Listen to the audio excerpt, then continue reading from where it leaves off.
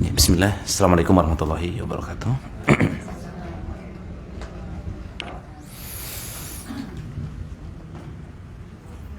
Alhamdulillah wa kafa, salatu wassalam ala nabiyyina Mustafa Muhammad ibni Abdillah wa asratihi wa ashabihi wa man sara ala nahjihi. Allahumma alimna ma yanfa'una wanfa'na bima 'allamtana wa zidna ilman wa aslih lana sa'lana kullah wa la takilna ila anfusina tarfata ain.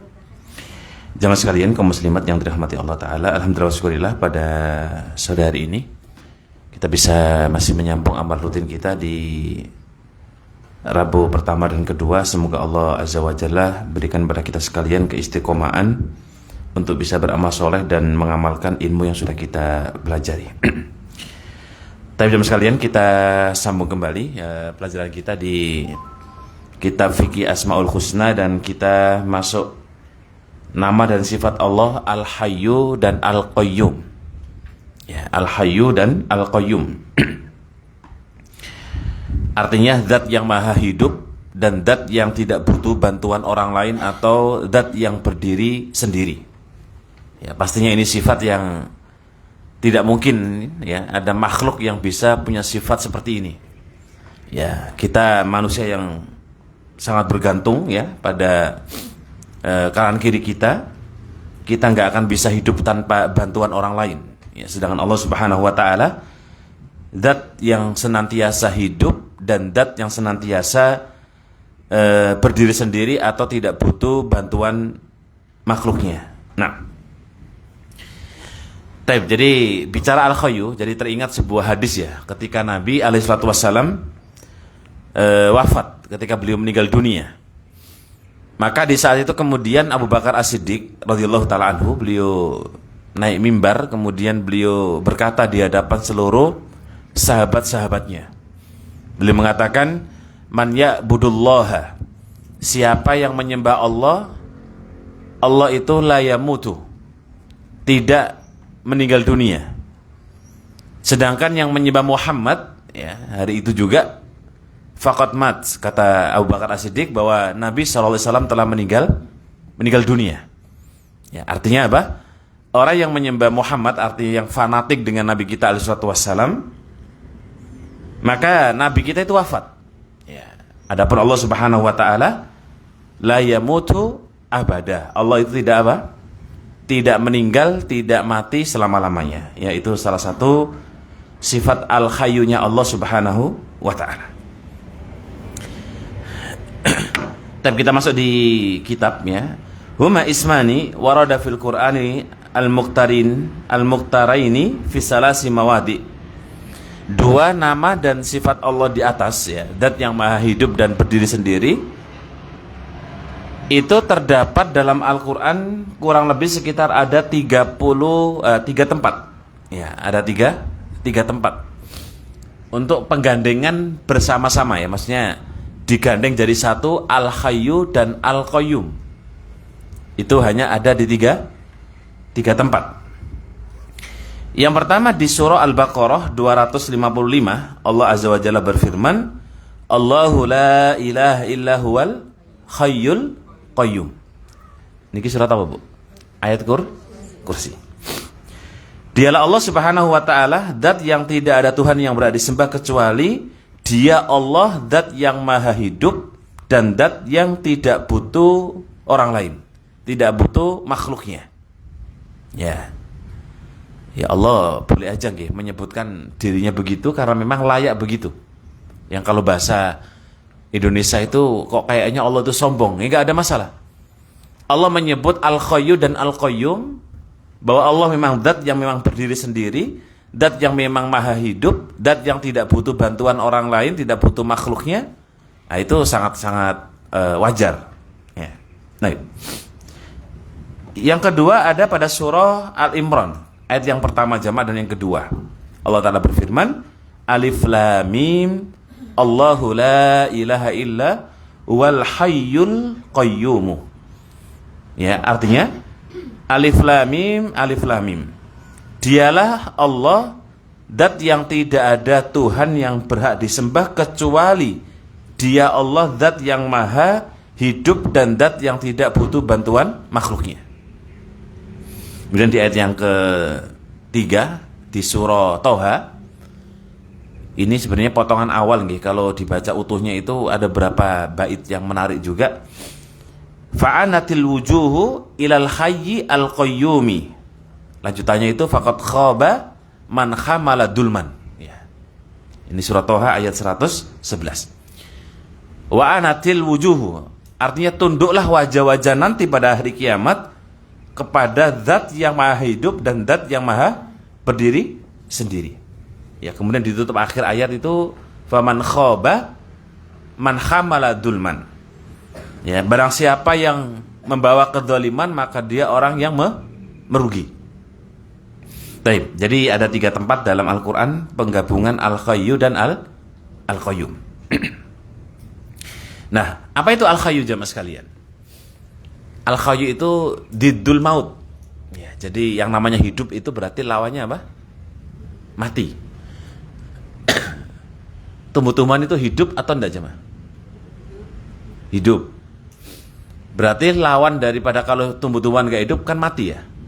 Sekarang kalau kita tahu tumbuh-tumbuhan mati itu gimana? Ciri-cirinya?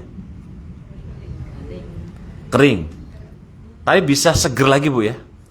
Iya, berarti tumbuhan itu bisa kadang hidup, kadang mati.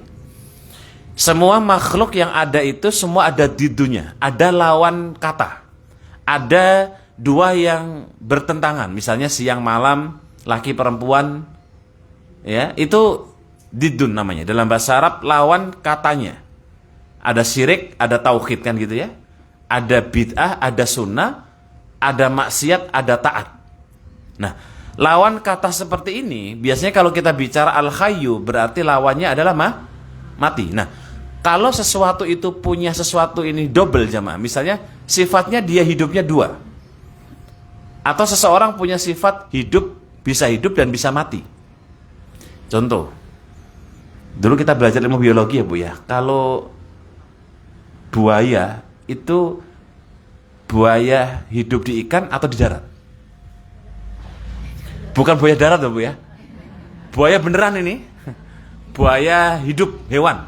Itu hidupnya di laut, di air atau di darat? Bisa 2. Kalau buaya hidup di darat 5 tahun kira-kira mati apa hidup? Mati Bu ya? Insyaallah guru biologi berarti beli ini.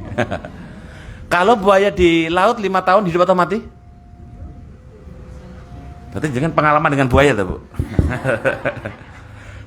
Kok sepertinya paham persis tentang buaya begitu.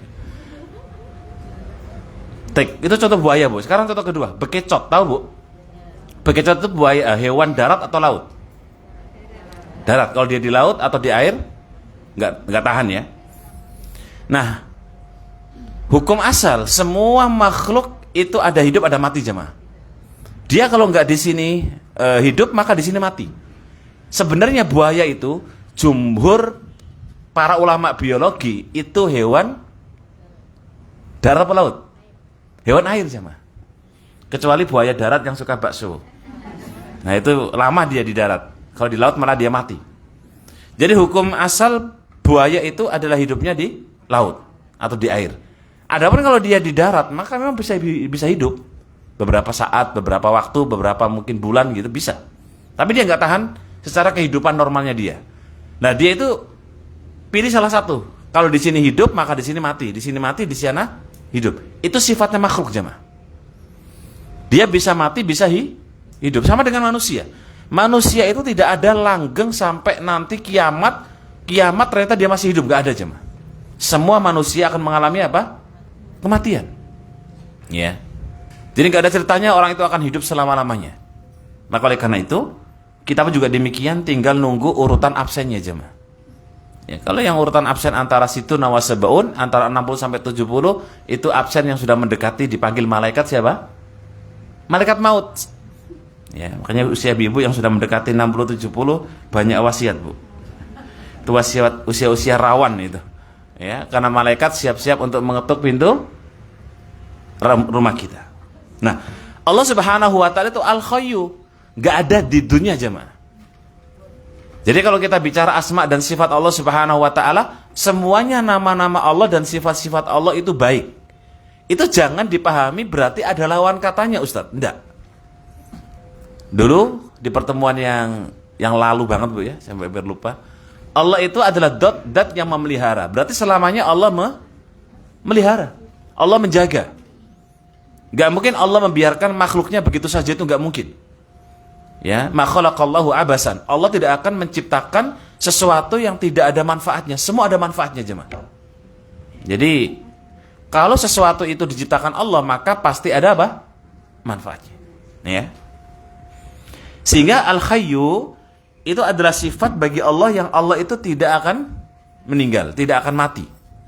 Ya, makanya di surah Ar-Rahman bahwa Allah Ta'ala berfirman, kullu halikun illa wajhullah. Semuanya akan binasa kecuali Allah Subhanahu wa taala. Istilah wajah Allah itu ya Allahnya itu. Makanya ini didiskusikan oleh pakar ahli tafsir, kiamat nanti itu kira-kira semuanya binasa termasuk Allah atau tidak? Tidak, jemaah. Allah itu akan abadi, Allah itu akan kemudian ada selamanya, tidak akan kemudian yamutu, tidak akan mati, tidak akan meninggal. Ya. Dan Allah Subhanahu wa taala yang akan menghisab kita, jemaah. Jadi makanya kalimat al-khayyu adalah tidak ada lawan daripada mati, al-mayyit gitu ya. Adapun makhluk maka sifatnya semuanya al-khayyu dan al-maut, punya hidup, punya mati gitulah kurang lebih. Nah, kemudian al-qayyum, nah ini sebelum kita masuk ke penjelasan, Al-Qayyum itu sifat yang kalau diistilahkan dalam bahasa Arab terjemahnya adalah tegak berdiri tanpa butuh bantuan orang.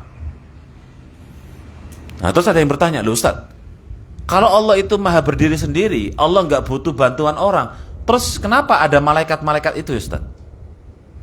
Kalau bahasa dalam Al-Quran, malaikat ini adalah disebut dengan makhluk yang membantu atau yang kemudian diamanai Allah Subhanahu wa taala untuk melakukan perbuatan atau amal-amal ABCD. Berarti Allah butuh dong, Ustaz? Oh, enggak, jemaah. Ya. Allah Subhanahu wa taala enggak butuh dengan mereka. Kenapa malaikat disifati layak sunallaha fima amar? Sifat malaikat itu mereka orang-orang atau makhluk yang tidak pernah berbuat dosa dan maksiat. Itu sifat yang dimiliki oleh siapa? Malaikat. Makanya kalau ada orang yang baiknya Masya Allah begitu, ada orang yang soleh dan solehahnya luar biasa, kita nyebutnya apa Bu biasanya? Ini orang atau malaikat. Seakan-akan menyebutkan kepribadian si A yang soleh dan solehah itu, yang sangat luar biasa, itu seakan-akan setara dengan malaikat. Karena nggak ada cacatnya, begitulah kurang lebih. Ya, padahal istilah itu dipakai untuk manusia karena memang takjub. Ya, saking karena kita ini terbawa suasana, kalau ada orang ganteng, ada orang cantik, kalau ganteng disebutnya seperti siapa? Malaikat. Kalau cantik seperti beda? Ini sok tahu ya Bu ya. Ini orang sok tahu ya. Tapi kalau dalam kisi-kisi hadis dan Al-Quran, memang malaikat itu punya fisik yang Masya Allah sangat indah, jemaah. Ya, jadi malaikat-malaikat yang pernah datang di zaman Nabi Ibrahim, yang pernah datang di zaman Nabi Musa, itu memang paras wujudnya, kalau manusia itu ya good looking gitulah, ganteng, cakep. Kalau wanita yang cakep ya good looking, maka diistilahkan seperti apa? Masya Allah ya. Bidadari itu dari fisiknya apa dari sifatnya, jemaah? Berarti kalau yang kafir cantik-cantik itu bidadari gitu. Bidadari itu terkenal identik dengan sifatnya, Bu. Walaupun secara fisikal memang bidadari itu spesial, punya fisik yang kalau mau nggak dibilang sempurna, ya bidadari itulah orang atau makhluk yang Allah siapkan secara fisik dan kepribadiannya memang istimewa. Nah, artinya apa? Orang menyebut kalau kemudian orang itu baik, ya, maka dia disebut dengan malaikat. Nah, bukan berarti Allah itu butuh dengan malaikat, jemaah. Lah, tidak. Karena sifatnya malaikat itu tidak pernah bermaksiat kepada Allah, makanya kemudian dikasih amanah yang berbeda dengan manusia. Gitu. Ya. Nah, berdirinya Allah Subhanahu wa taala ini adalah ketika penciptaan awal alam semesta, jemaah. Allah Ta'ala berfirman bahwasanya khalaqallahu samawati wal ard fi sittati ayyam. Allah menciptakan langit dan bumi beserta isinya dalam durasi waktu kurang lebih sekitar 6 hari 6 malam. Seminggu lah, sepekan kurang lebih. Terus ada yang komentar, "Loh Ustaz, katanya Allah itu maha segalanya. Katanya Allah maha kun fayakun. Kenapa tidak pakai waktu 6 hari jemaah?" Nah, kalau kita baca tafsir berkaitan dengan ini, memang ini menunjukkan salah satu di antara bahwa kita diajarkan itu butuh proses jemaah. Ya, jadi kalau ibu-ibu mau kayaknya jadi ustadzah sepertinya sudah nggak menarik Bu ya, atau jadi guru TPA apalagi ya. Padahal guru TPA itu masya Allah ibu ya, luar biasa. Guru TPA itu luar biasa jemaah. Cuma kok sepertinya kurang menarik, kenapa? Mungkin karena amplopnya kurang besar ya Bu ya. Coba kalau guru TPA itu gajinya 15 juta gitu, saya yakin itu pendaftar guru TPA akan ramai jemaah. Betul nggak? Ya, padahal guru TPA itu masya Allah salah satu di antara pondasi basic yang dibangun oleh mereka, beliau-beliau ini menjadi guru TPA untuk anak-anak kita jamaah dari kecil sampai tua itu. Coba ibu-ibu ingat waktu TPA dulu, ingat gak Bu?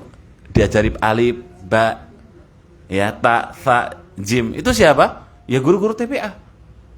Ya, dan luar biasanya mereka itu tanpa pamrih jamaah. Mau dikasih gaji sekian ya diterima, kalau enggak kadang-kadang ya pokoknya ngajar. Makanya berkahnya mereka hidupnya itu karena apa? Kebaikan. Nah, kok sampai guru TPA ya? Tadi temanya apa Bu? Temanya adalah ketika misalnya panjenengan ya, kita sekalian ini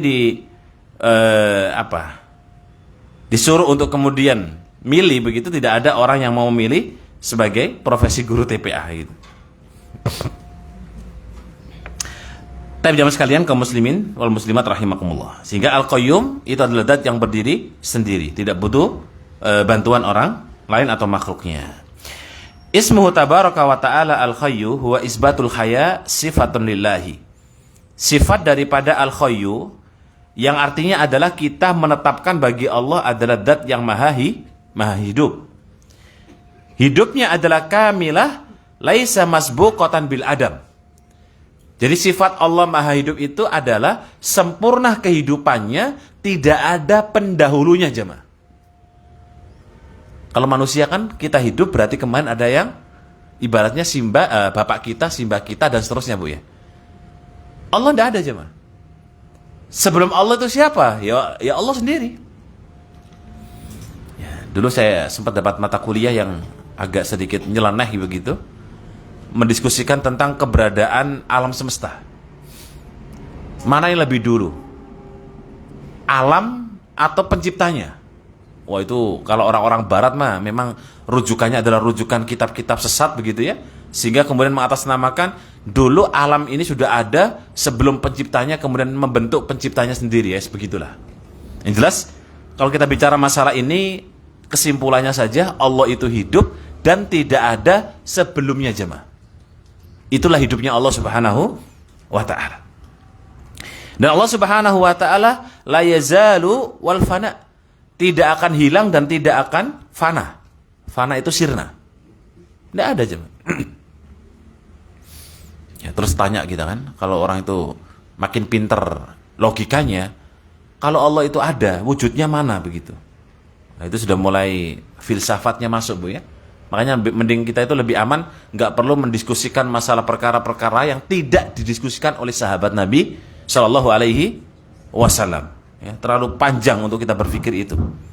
Tapi kalau kita berpikir Allah tidak akan fana, tidak akan sirna, tidak akan hilang, ya, artinya Allah itu abadan, selalu ada. Dia selalu kemudian ada sampai nanti di hari pembalasan. Wala ya'tarina naqsun wa aibun, dan Allah Subhanahu wa taala tidak punya cacat dari sisi maha hidupnya. Allah tidak punya sisi aib dalam makna hidupnya. Beda dengan makhluknya. Betul Bu ya? Mau makhluk apa coba? Kita contohkan. Manusia. Loh, manusia hidup itu banyak cacatnya aja, banyak keluh kesahnya.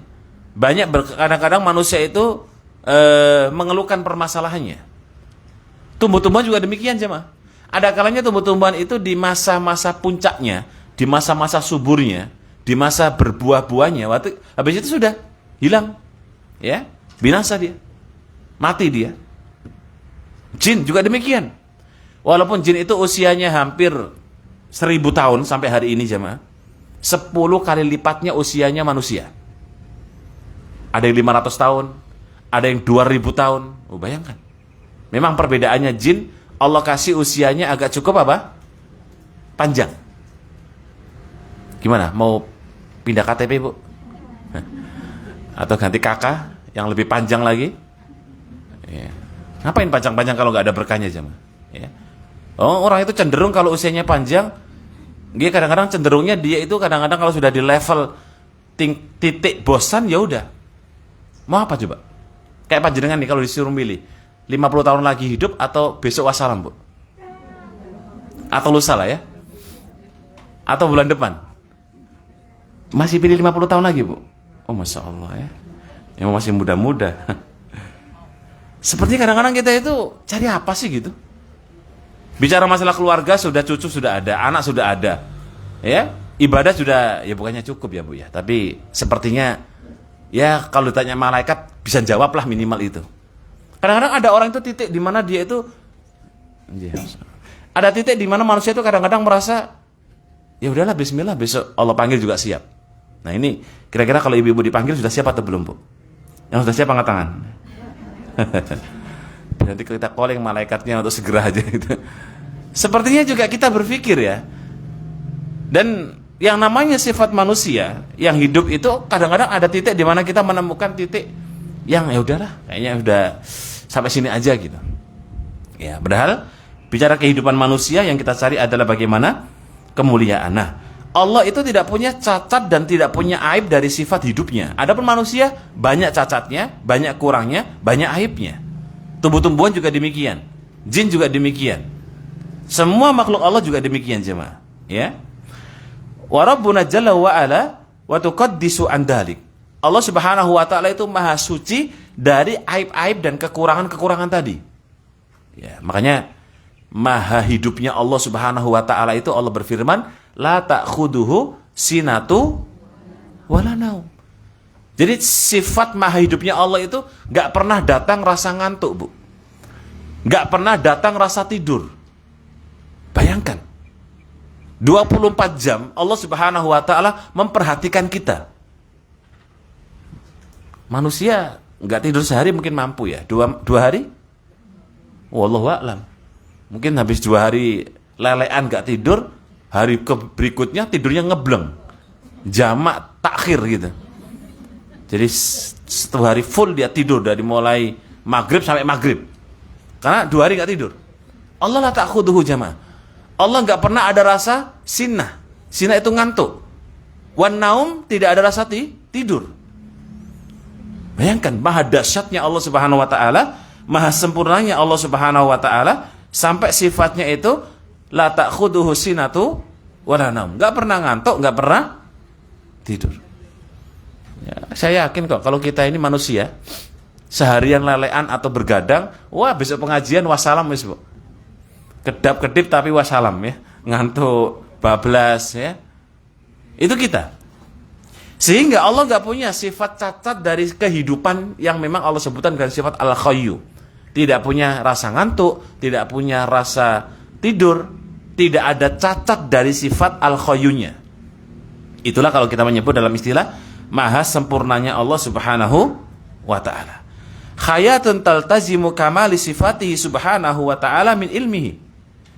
Maha hidupnya Allah Subhanahu wa ta'ala itu berkonsekuensi tentang bagaimana sempurnanya sifat dan nama Allah Subhanahu wa ta'ala. Berarti kalau Allah itu maha sempurna hidupnya, berarti pendengarannya pun sempurna. Penglihatan Allah maha sempurna. Allah memberikan takdir kepada hambanya sempurna. Allah memberikan rahmat kepada hambanya sempurna. Makanya gak boleh protes, Bu. Allah itu tidak pernah rasa tidur dan tidak ada rasa ngantuk untuk memperhatikan hamba-hambanya. Kok tiba-tiba kita protes? Jangan-jangan Allah ini salah ngasih alamat amal baik dan amal buruk. Oh, gak mungkin, jemaah. Tidak mungkin Allah memberikan amal yang baik kepada orang yang buruk, sebaliknya yang buruk diberikan kepada yang baik. Jadi makanya kalau nanti mau protes di akhirat, enak Bu. Panjenengan di dunia mohon maaf kalau pernah ada masalah didolimi, dituduh, difitnah, disakiti, diapakan lagi Bu? Kan sering tuh Bu ya. Gak usah khawatir, nanti di hari kiamat mintalah pertanggungjawaban, mintalah persidangan di hadapan Allah Subhanahu wa taala. Allah akan gelar perkara kita jemaah. One by one.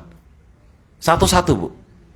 Jadi perkara-perkara kita ini akan disidang oleh Allah.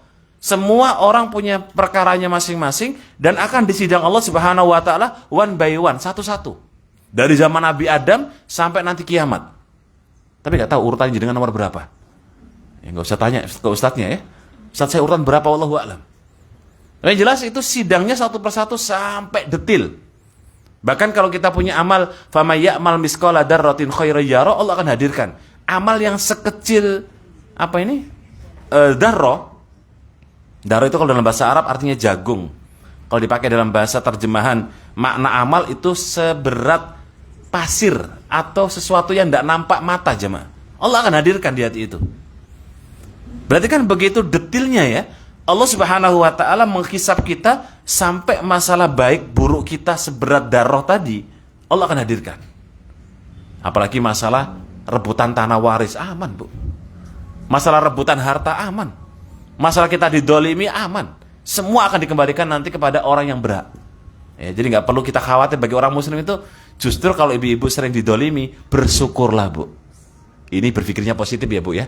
Bukan berpikir untuk didolimi loh. Nanti jangan woro-woro lagi. Pengumuman yang mau mendolimi saya silakan daftar. 1, 2, 3, 4, enggak. Artinya orang mukmin yang berpikirnya positif, kedoliman itu rezeki nomplok nanti di kiamat, di hari kiamat jemaah. Kenapa? Karena panjenengan akan dapat kiriman amal baik, akan dapat pahala, akan dapat kebajikan, akan dapat amal solehnya orang yang mendolimi kita di dunia. Tapi jangan kemudian yang sudah minta maaf gak dimaafkan loh Bu. Terus alasannya begini, wis ntar dulu nanti di kiamat aja tak maafkan sampean. Sekarang gak tak maafkan. Nah itu kasusnya beda lagi. Jadi kalau kemudian kita diminta untuk memaafkan ya maafkan. Karena itu termasuk di antara sifat-sifat orang-orang yang beriman. Nah, sehingga maha hidupnya Allah itu maha hidup penglihatannya, pendengarannya, ilmunya, takdirnya, ketetapan Allah, rahmat Allah. Dan Allah maha adil dan maha sempurna hidupnya, termasuk dengan perbuatan yang Allah kehendaki.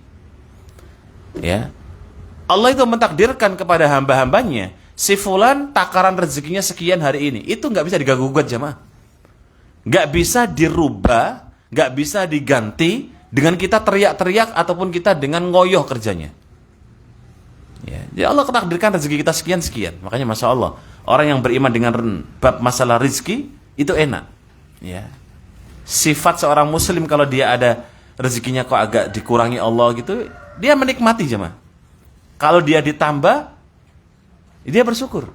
Kan gitu aja.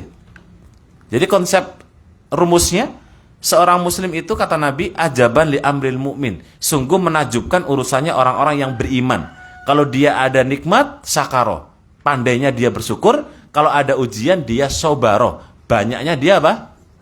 Sabar. Panjenengan Bu, pegang aja dua rumus ini. Kalau ada banyak rezeki, sering berbagi, wes gitu. Syukur. Ya kalau nggak mau berbagi ya banyak-banyak syukur lah gitu. Itu pelit namanya Bu ya. Yang kedua, kalau ada musibah, besarkan sabarnya. Musibah itu bukan cuma kita kok. Musibah itu banyak tetangga kita yang punya musibah. Coba, ini ibu ada musibah semua nggak? Ada ujian nggak? Nggak mungkin nggak ada ujian Bu. Hari ini aja Allah uji kita, betul ya? Mbak itu apa aja? Ada aja Allah uji kita itu dengan cara Allah Subhanahu wa taala. Jadi sehari Allah uji kita, besok Allah uji lagi, dan begitulah kehidupan jemaah. Ya makanya masya Allah nikmatnya seorang mukmin itu kalau memahami betapa indahnya kalau diuji dia sabar, kalau ada nikmat dia syukur. Jangan dibalik jemaah. Ya, jangan dibalik. Artinya kalau dapat nikmat dia kufur. Kalau dia dapat ujian atau dapat musibah, dia ini kemudian bukannya dia sabar, malah dia mengatakan celaan. Ya, ini sifat yang tidak baik. Ya, baik. Jadi fi'la ma yasha ila ghairi dzalika min sifatil kamal. Ya, jadi semua yang berkaitan dengan maha hidupnya Allah itu berkaitan dengan kesempurnaan Allah dalam menentukan semua yang Allah gariskan kepada kita.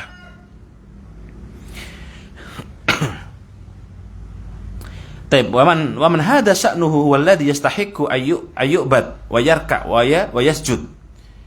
Jika orang itu kemudian mengetahui bahwa Allah itu adalah zat yang maha hidup, ya, maka konsekuensi daripada seorang hamba hendaknya dia ini senantiasa ibadah kepada Allah, rukuk dalam ibadah, dalam sholatnya dan sujud. Ya, itulah perintah sholat maksudnya. Allah Ta'ala berfirman, fatawakkal alal hayyi, dan bertawakallah kalian kepada zat yang maha hidup. Ya, jangan bertawakal kepada zat yang mati. Contohnya pada kuburan, pada orang yang soleh yang sudah meninggal, pada setan, tempat dianggap itu punya keramat atau sakti, naudzubillah. Itu gak boleh. Alladzi la yamutu, yang dimana Allah Subhanahu wa ta'ala tidak akan mati, tidak akan wafat.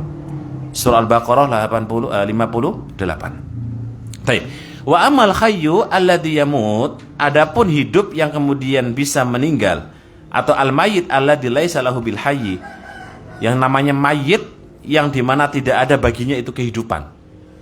Jadi kalau orang itu hidup, kan ada cuma hidup dan mati, Bu, ya, tadi saya sebut di awal ya. Didutnya tadi loh, lawan katanya. Kalau sudah hidup, kan tinggal nunggu apa?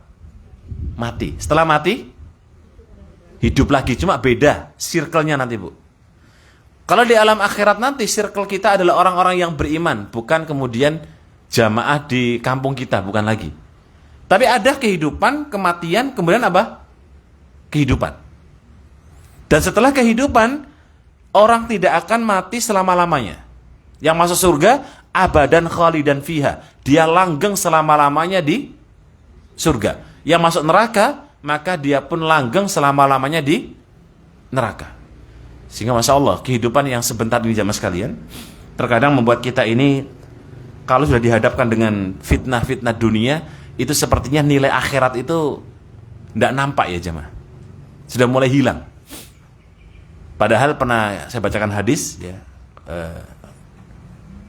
orang yang majelis ilmu, ketika kemudian malaikat ini ditanya oleh Allah Subhanahu wa ta'ala, wahai malaikatku, apa yang diminta oleh hamba-hambaku? Maka hamba-hamba tersebut minta kepada Allah Subhanahu wa ta'ala al-jannah, surga.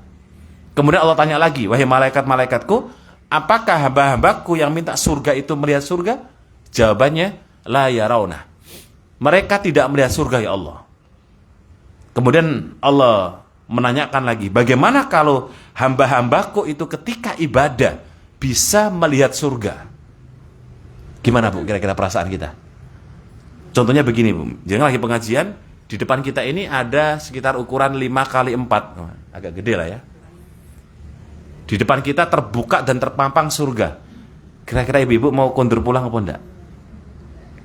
Duduk sampai jam berapa di sini? Ada hujan, ada petir, saya yakin kita masih nonton yang namanya surga yang Allah tampakkan di hadapan kita, ukurannya mungkin ya 5x4 tadi jam. Kita nggak akan beranjak. Kata malaikat mengatakan, dia akan asaddu khirsa fil ibadah. Dia akan sungguh lebih semangat lagi untuk ibadah demi menggapai surga. Nah, cuma masalahnya bocoran surga cuma di kisah-kisah dan dalam riwayat hadis dan Al-Quran ya, Bu, ya. Coba kalau Allah bocorkan bagaimana nikmatnya surga itu bisa dirasakan, bisa disentuh dengan fisik dan panca indera kita. Masya Allah.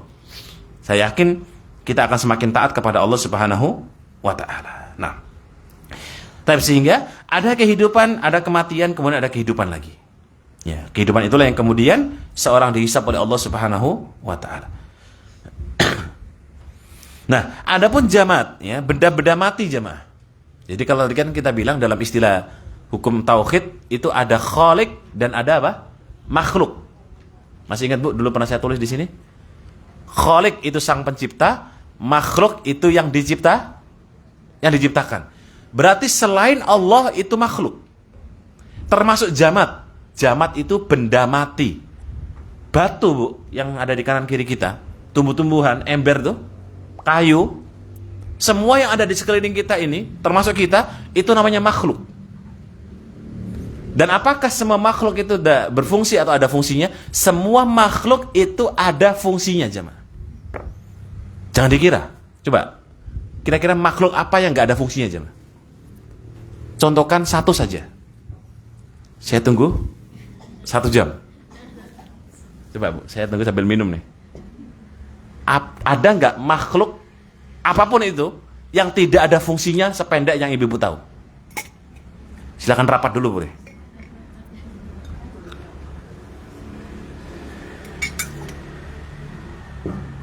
Udah ketemu, Bu? Apa? Satu?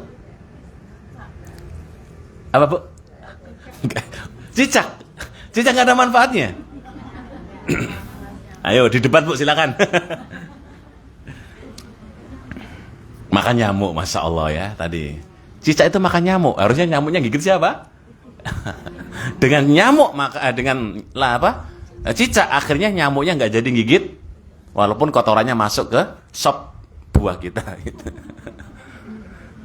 Ada manfaatnya, Bu, nyamuk itu. Ada. Wong namanya virus saja, bakteri di perut kita itu ada manfaatnya, jemaah.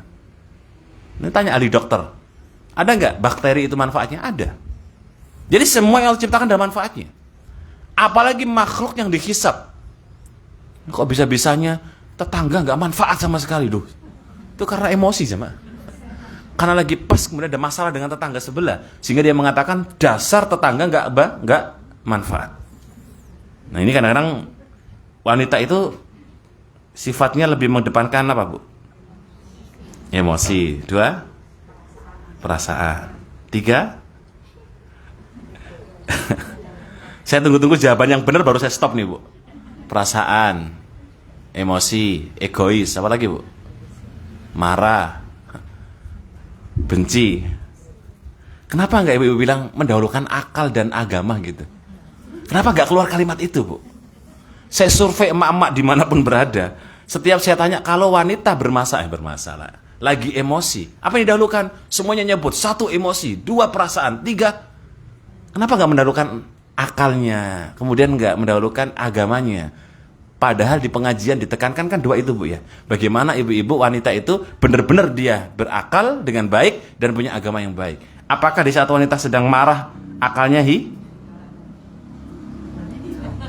kemana, Bu? Kalau orang wanita lagi marah akalnya tertutup, jemaah. Bukan hilang ya, tertutup. Ya. Oh gitu ya, masya Allah. Berarti memang fitrah wanita itu wes gitulah ya, banyak rusaknya, jamaah. Gitu. Karena kalau sudah emosi, marah, perasaan itu sudah, ini nggak enak semua, jamaah. Ya, nggak enak semua. Makanya kenapa Nabi sebutin, mohon maaf banget, Bu, wanita itu kenapa disebut oleh Nabi? Pertama, nisful din wa nisful akal. Akalnya separuh, agamanya separuh. Kalau lagi emosi nggak dipakai berarti iya. Alhamdulillah sadar ya. Yang paling penting itu ketika kita sadar, Bu, itu paling penting. Jadi kalau sudah sadar, harus benar-benar paham kalau lagi emosi, depankan tetap perasaan. Sangat. Taib jamaah sekalian rahimakumullah. Kita kembali ke tema ya. Ketika Allah menyebutkan bahwasanya tafawakkal 'alal hayy, dan bertawakallah kalian kepada zat yang maha hidup, artinya berarti kepada Allah Subhanahu wa taala, tidak yang lain ya. Nah, termasuk tadi kita sebut tumbuh-tumbuhan, termasuk benda mati, itu semuanya adalah laisa lahu hayatu aslan, memang tidak punya kehidupan, jemaah. Tetapi Allah ciptakan makhluk-makhluk ini dalam rangka menjadi, ingat, fasilitas seorang hamba untuk beribadah kepada Allah Subhanahu wa ta'ala. Jadi Allah ciptakan dunia seisinya dengan begitu mewah dan megahnya. Itu untuk siapa, jemaah? Ya untuk hamba-hambanya, untuk kita manusia. Maka oleh karena itu, jangan sampai kita itu diperbudak dengan yang namanya fasilitas. Dunia ini fasilitas, setuju nggak, Bu, kira-kira? Setuju ya? Ya, fasilitas kita untuk hidup, fasilitas kita untuk ibadah, fasilitas kita untuk mengabdi kepada Allah. Yang namanya fasilitas jangan kita jadikan sebagai sesuatu yang utama. Ya, karena utamanya apa? Menyembah kepada Allah Subhanahu wa taala. Ya, makanya kalau ada orang kerja siang malam lupa ibadah, ini saya kira kalau Nabi kita pernah bersabda, Ta'isa Abdul Khamilah wa Ta'isa Abdul Khamiso. Budak-budaknya dunia, jemaah. Ya, hati-hati ya. Jadi orang kerja seharian full 24 jam itu terkadang terkalahkan atau kalah dengan orang yang kerja cuma setengah jam, jemaah. Oh iya. Ya emang takaran rezekinya begitu. Yang 24 jam anggaplah rezekinya Allah kasih hari itu 500.000. Sehari, udah banyak Bu ya. Yang setengah jam 50 juta. Enak yang mana jemaah? Ini yang setengah jam, 1 jam sudah 100. Ada nggak Ustaz yang gajinya orang seperti itu? Ada jemaah. Ibu-ibu itu kalau update berita bola, Ronaldo itu gajinya per menit Bu, bukan per jam, bukan per hari, per detik gajinya itu hampir sekian ratus juta. Oh bayangkan, Ronaldo kedip aja 500 juta. Iya, ngelangkah kakinya ke kanan, ke depan, selangkah itu sudah 1 miliar. Masya Allah. Ada, Allah bukakan rezeki dunia seperti itu, modelnya itu ada jemaah. Ya, saya punya beberapa jamaah itu ya, kalau umrah pas ngobrol, Pak kerja di mana? Oh di sini Ustaz. Kadang-kadang sih bingung Ustaz. Saya tuh ngasih mau sedekah, nggak ada orang yang saya mau sedekahkan. Berapa Pak? Ya cuma 500 juta Ustaz. Cuma Bu. Beliau bingung mau sedekah ke siapa coba untuk 500 juta. Saya bilang banyak Pak, sini kasihkan ke jamaah saya itu. Itu untuk 500 juta sih habis itu. Artinya ada tipe-tipe orang itu bingung mau kemana ini hartanya, karena melimpah banyaknya jamaah. Ya, nah itu Allah bukakan begitu memang. Ada yang memang Allah uji dengan Masya Allah ya, sebulan kadang-kadang ya berat gitu, ada. Jadi ujiannya beda-beda, ada yang diuji dengan melimpah hartanya, dikasih harta yang banyak, dengan yang dikasih kekurangan. Baik. Jika dunia itu fasilitas untuk manusia, maka seyogyanya seseorang itu menyembah Allah Subhanahu wa taala dalam beribadah, Zat yang Maha Hidup yang tidak mati. Nah, kemudian Allah Ta'ala berfirman di surah Ghafir ya, ada kalimat Al-Khayyu juga. Allah Ta'ala berfirman, Wal Khayyu la ilaha illa huwa. Dialah Zat yang Maha Hidup yang tidak ada sesembahan yang berhak disembah kecuali Allah. Fad'uhu, silakan kalian berdoa. Ya, silakan kalian menyembah kepada Allah Subhanahu wa taala mukhlishina lahuddin, dengan ikhlas dalam agama ini. Ya, jadi menyembahnya kepada Zat yang Maha Hidup yaitu Allah Subhanahu wa taala. Alhamdulillahi rabbil alamin. Segala puji milik Zat Rabb semesta alam. Nah, termasuk dalam doa Nabi SAW jamaah sekalian. Nabi kita pernah mengajarkan doa Allahumma laka aslamtu. Ya Allahumma ya Allah, laka aslamtu, kepada Engkau aku pasrah. Ini moga nanti Ibu bisa bisa dibaca. Ini doa yang luar biasa istimewa. Wa bika amantu, kepada Engkau ya Allah kami atau saya beriman. Wa alaika tawakkaltu, dan kepada Engkau ya Allah kami bertawakal. Wa alaika annabtu, dan kepada Engkau kami minta pertolongan. Wa bika khosamtu, dan kepada Engkau ya Allah kami minta perlindungan. Allahumma inni a'udzubika biizzatika, ya Allah sesungguhnya aku berlindung kepadamu ya dari keagunganmu. La ilaha illa anta, tidak ada Tuhan yang berhak disembah kecuali Engkau. La tudallani, jangan Engkau sesatkan aku. Anta al-khayyu, itu poinnya jemaah. Engkau adalah Zat yang Maha Hidup. Alladzi la yamutu, yang tidak mati, tidak meninggal.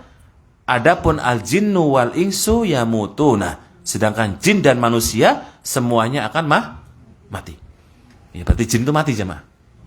Ya, jin itu kehidupannya kayak manusia, ada lahiran, ada bidanya nggak Bu kira-kira? Ada perawatnya nggak kira-kira? Nah, iya. Kalau di dunia perjinan itu ada polisinya nggak kira-kira? Gitulah kurang lebih ya. Ada yang malak nggak kira-kira? Ada yang naik motor nggak kira-kira? Allah menyebut kehidupan jin dan manusia itu sama dengan manusia jemaah. Jin itu sama dengan manusia. Yang membedakan cuma 2. 1, usia. 2, membedakan adalah jin tidak bisa dilihat oleh manusia. Sisanya sama semua. Jin itu ya ada yang selingkuh, ada yang suka istri tetangga, gitulah kurang lebih. Iya. Jin itu, makanya kan kadang-kadang jin suka manusia Bu ya, ada nggak? Bukan di TV loh Bu ini. Di dunia nyata bisa jadi jin itu suka sama manusia. Baik, jin manusia semuanya yamut, semuanya mati, nggak ada yang hidup. Ya, dan kita sudah bisa melihat dari zaman ke zaman, jin manusia semuanya meninggal di zamannya masing-masing. Kita pun juga demikian jemaah. Tempat ini nanti akan didudukin oleh generasi setelah kita. Betul ya Bu ya? Di saat panjenengan sudah dipanggil Allah semua, ustadznya nanti dulu ya. Ustadznya belakangan. Deg-degan juga tuh Bu. Mati itu nggak gampang masalahnya. Jadi nanti kita akan diganti oleh generasi yang setelah kita. Ketika kita sudah tidak ada, siapa yang akan nanti melanjutkan estafet dakwah dan di sini? Wallahu a'lam. Nanti generasi yang menggantikan kita akan diganti dengan generasi yang akan datang lagi. Tahun 2060, wallahu a'lam, kita nggak tahu Bu ya. Walaupun 2060 kayaknya kok deket Ustadz. Ya. Deket dari tahun 2059 gitu lah ya.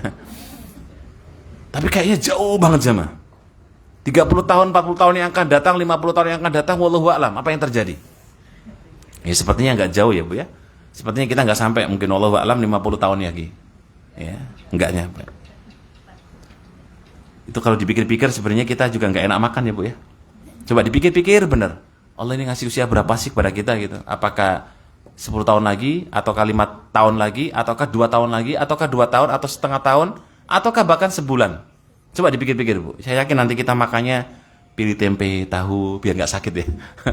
Biar nggak kolesterol, biar nggak darah tinggi begitu, biar nggak macem-macem. Ya. Baik. Tapi ala kulli hal jamaah sekalian, bahwa sifat Allah Al-Hayyu ini zat yang maha hidup, dan penjelasannya sudah kita coba ulik sedikit. Kemudian kita masuk di poin keduanya, sifat Al-Qayyumnya. Sifat yang dimana Allah itu berdiri sendiri dan tidak butuh bantuan makhluknya. Baik. Al-Qayyum itu diambil dari kalimat Al-Qiyam. Ya, qiyam itu artinya berdiri, Bu. Makanya qama yaqumu qiyaman itu artinya berdiri. Makanya orang kalau bilang qum, ya, itu artinya tegak. Makanya sholat itu dilakukan dengan qiyam, dengan berdiri. Ya. Sedangkan Al-Qayyum sifat isim mubalaghah atau ismun mubalaghah, artinya memiliki makna bahwa Allah itu zat yang memang benar-benar tidak butuh bantuan makhluknya dan zat yang berdiri sendiri. Isbatu al-qayyum, al-qayyumiyah sifatun lillahi ta'ala. Allah menetapkan sifat zat yang maha berdiri sendiri atau tidak butuh bantuan makhluknya, sifat bagi Allah Subhanahu wa ta'ala, qa'iman binafsihi muqiman li khalqihi. Itu sifat yang memang itu melekat pada diri Allah Subhanahu wa ta'ala, yang dimana ini bisa menjadi kekuatan atau kekuasaan Allah kepada makhluknya untuk memberikan hukum pada manusia. Dan sifat berdiri sendiri atau maha tidak butuh bantuan ini mencakup dua perkara. Ya, ada dua makna. Yang pertama, kamalul ghina Rabbi Subhanahu wa ta'ala. Sempurna maha kayanya Allah Subhanahu wa ta'ala. Yang namanya orang kaya itu biasanya nggak butuh dengan orang lain, Bu. Bukan kita samakan Allah dengan manusia yang kaya loh, Bu ya. Artinya kalau orang itu sudah kaya, misalnya kayak Korun gitu, wah itu nggak ada ya. Mana butuh Korun dengan orang-orang yang lemah, miskin ekonominya, nggak ada. Ya, makanya identik orang-orang yang punya harta melimpah itu seakan-akan dia itu tegak, jemaah. Nah Allah Subhanahu wa ta'ala itu maha goni, maha kaya. Nah kayaknya Allah Subhanahu wa ta'ala, bayangkan ya, Allah itu punya 100 nikmat, jemaah. 99 nikmat Allah simpan di akhirat. Satu nikmat Allah bagi di dunia dari zaman Nabi Adam untuk muslim, untuk kafir, untuk orang durhaka, untuk orang taat sampai kiamat. Satu itu direbutkan. Gak ada ceritanya orang nyari nikmat dunia itu tiba-tiba dunianya habis, gak ada, jemaah. Coba kalau ibu-ibu dengar orang yang paling kaya di dunia, siapa kira-kira yang dalam benak kita? Wis mentok titiknya gitu. Siapa, Bu? Orang yang paling kaya, Bu? Dari zaman dulu wis nggak apa-apa, sampai hari ini. Siapa, Bu? Nggak ada. Korun, baik. Korun itu kalau kita dengar kayaknya kayanya mentok lah gitu. Kalau bicara di Indonesia, artis yang paling kaya siapa, Bu? Nggak berani nyebut nama atau salah nyebut nama, Bu? Nggak tahu ya, Masya Allah. Udah, tetangga kita, Bu, yang paling kaya mentok. Jadi kayaknya kalau kita dengar orang kaya mentok itu sudah wis, nggak ada ceritanya mereka juga kemudian kehabisan mengeruk harta karun, itu nggak ada. Saya punya teman atau jamaah di pertambangan atau di Pertamina juga ada. Di Pertamina dari zaman ke zaman itu kan konon katanya ngeruk rupiah dan dolar, jemaah. Padahal kerjanya itu mati-matian loh, jemaah. Orang jangan dikira kerja di tambang ya, Masya Allah enak banget gitu. Kemarin saya ada jamaah kerja di tambang, batin saya, enak banget ya, kedip dapat uang dolar gitu. Ternyata kerjanya berat sekali jamaah, taruhannya nyawa. Harus dibawa mesin berat, harus ngambil sesuatu, kalau mesinnya ini jatuh, wis wassalam gitulah. Makanya dia itu banyak wasiat ke keluarganya. Nah, orang yang kerjain seperti itu, apa kemudian yang namanya Pertamina atau kemudian orang-orang kerja yang di harta-harta yang memang itu mudah, apakah habis? Tidak.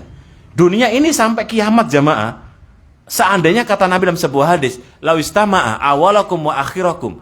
Kalau orang dari zaman dulu, dari awal sampai hari akhir, itu kumpul jadi satu. Kemudian Allah kasih kenikmatan yang sama. Kekayaannya kayak korun semua, termasuk panjenengan semua. Nggak ada orang miskin. Dan nanti di hari kiamat ada loh, Bu. Tanda-tanda di antara hari kiamat, itu tidak ada orang yang butuh sedekah. Itu dari kiamat nanti dekat-dekat, semuanya kaya. Ya, jadi makanya tanda-tanda termasuk kiamat, kalau banyaknya orang kaya, akhirnya nggak ada orang yang butuh apa? Sedekah. Nah, sekarang kira-kira sudah banyak orang kaya yang orang itu kalau sedekah, ini nggak, Bu? Artinya orang miskin masih banyak yang butuh sedekah nggak? Masih banyak ya? Berarti masih nantilah kiamatnya gitu. Cuma Allahu a'lam ya. Cuma kalau dilihat dari ciri-cirinya ini, kalau masih banyak yang butuh sedekah, sepertinya ya masih agak nanti gitu.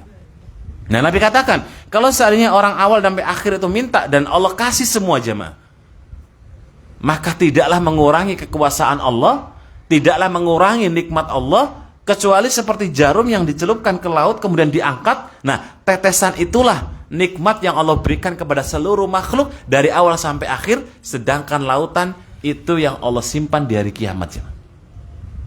Gimana coba? Apa nggak rugi ya kita menukar kehidupan kita yang mungkin sebentar dengan kenikmatan 99 yang tak terhingga tadi, yang Allah sediakan di mana? Di surga. Insya Allah ya. Apalagi nikmatnya surga itu bisa dinikmati orang-orang yang memang rasa nikmat ketika menikmati itu sempurna jemaah. Maksudnya begini, orang yang masuk surga itu bisa menikmati dengan nikmat yang sempurna karena fisiknya sempurna. Artinya Allah jadikan usia para penduduk surga itu usia terbaik jemaah. Yuk, usia berapa, Bu? Usia berapa penduduk surga bagi wanita yang terbaik khususnya? 30. Iya betul, 30. Surat An-Naba ketika Allah Ta'ala berfirman tentang atroba, tentang bidadari yang kemudian muda dan berwajah jeli, itu usia penduduk surga itu antara 30. Ya. Kenapa nggak 25, Ustaz? Kenapa nggak 22 misalnya? Kenapa kok 30? Nah, coba ibu-ibu rasakan. Usia 30 gimana, Bu? Sekarang kan baru 32 kan, Bu? Baru 2 tahun yang lalu kan? Coba diingat-ingat. Usia 30 itu usia yang memang Masya Allah. Cara berpikirnya dewasa, fisiknya mungkin kalau bicara fisik ya, Bu ya. Dulu saya karena belajar perubahan fisik ya, waktu di mata kuliah gender itu. Perubahan fisik orang itu di usia 30 itu sudah mendekati, sudah nggak ada lagi perubahan lagi. Sudah mentok sempurnanya fisik lah, begitu. Itu di situ, ya. Pemikirannya adil, kemudian fisiknya bagus, sempurna. Kalimat sempurna itu artinya sudah bagus. Kemudian secara nalarnya itu sudah tidak lagi usia anak dan juga udah usia tua. Makanya di surga nanti usia orang-orang itu bisa menikmati benar-benar nikmatnya surga. Fisik menikmati dengan nikmat yang baik karena fisiknya, ditambah lagi bagaimana kenikmatan-kenikmatan yang ada di surga. Nah, kita kembali ke tema jamaah.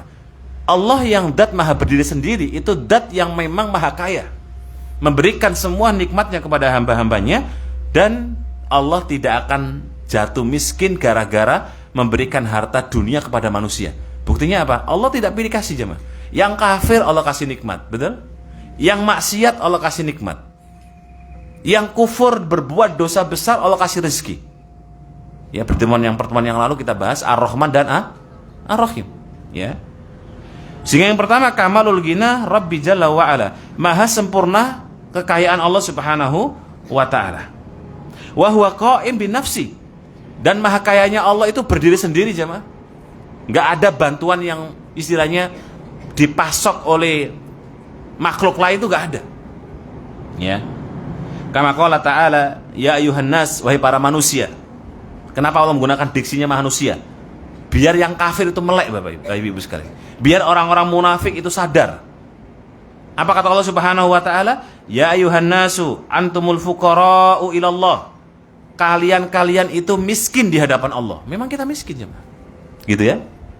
Sehingga ini kalau ayat ini kita pegang, kita tuh nggak akan takabur. Sekaya apapun kita, predikat kita itu menjadi fuqara di hadapan Allah Subhanahu wa taala. Wallahu ghaniyul hamid, sedangkan Allah zat yang maha kaya dan zat yang maha terpuji. Surat Fatir ayat yang ke-15. Jadi ketika Allah menyebutkan zat yang maha kaya, berarti selain Allah maha ya kita memang miskin sama. Ya fuqara. Ya.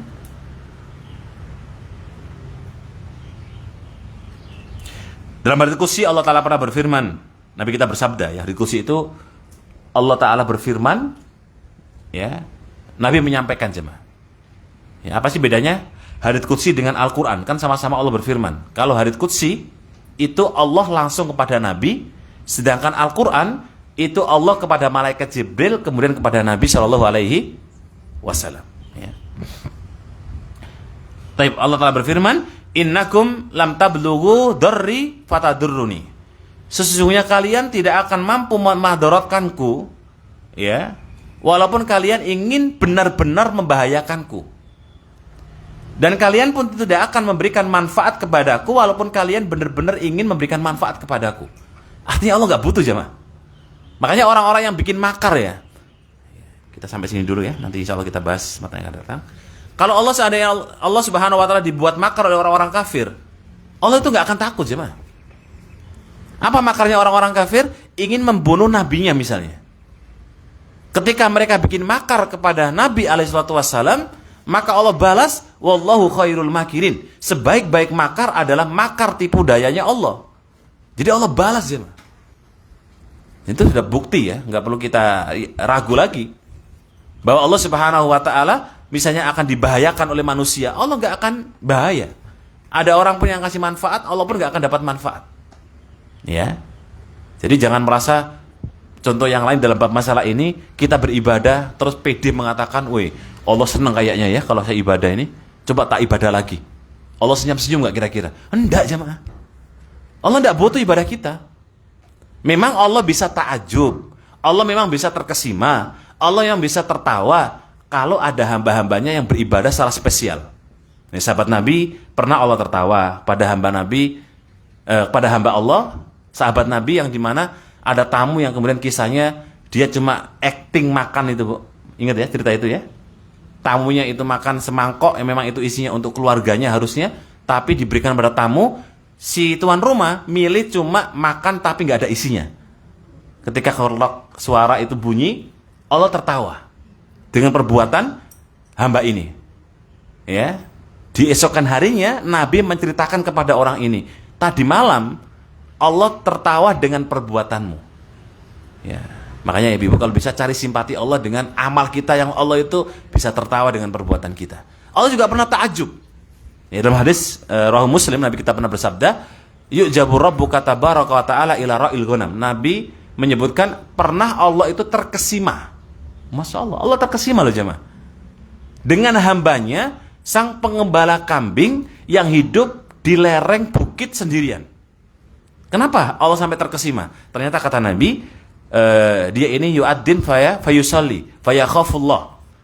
Dia hidup di lereng gunung sendirian karena masyarakatnya sudah banyak rusak, jemaah. Dia menyendiri, dia adzan sendiri, dia sholat sendiri, karena rasa takutnya kepada Allah terkontaminasi, ya, terpengaruh dengan masyarakat yang sudah rusak. Dia menyendiri, jemaah. Yang bahasa sekarang itu nyebutnya hijrah. Allah terkesima. Ya, maka bisa jadi Allah juga terkesima mungkin barangkali dengan amal-amal ibu-ibu, ya kan? Mungkin ada amal yang spesial, hanya kita dan Allah yang tahu. Sampai-sampai Allah itu kemudian senyum-senyum dengan hambanya yang Masya Allah ini spesial sekali. Nah carilah Bu, mungkin satu amal saja, nggak perlu 55 ya, kebanyakan. Satu saja amal yang membuat Allah terkesima. Cukup itu sebagai bukti, insya Allah Ta'ala kita mendapatkan di antara perhatian Allah Subhanahu wa Ta'ala. Ya, dan semoga Allah Ta'ala berikan kepada kita sekalian kemudahan untuk memahami di antara semua sifat dan nama Allah. Karena kalau memahami nama dan sifat Allah itu akan menjadikan kita semakin paham kita adalah makhluk yang lemah jemaah. Wallahu ta'ala alam. Demikian barangkali yang dapat kita bagikan pada kesempatan sore hari ini. Semoga ada manfaatnya. Allahumma alimna ma yanfa'una wa anfa'na bima 'allamtana wa zidna ilman. Assalamualaikum warahmatullahi wabarakatuh.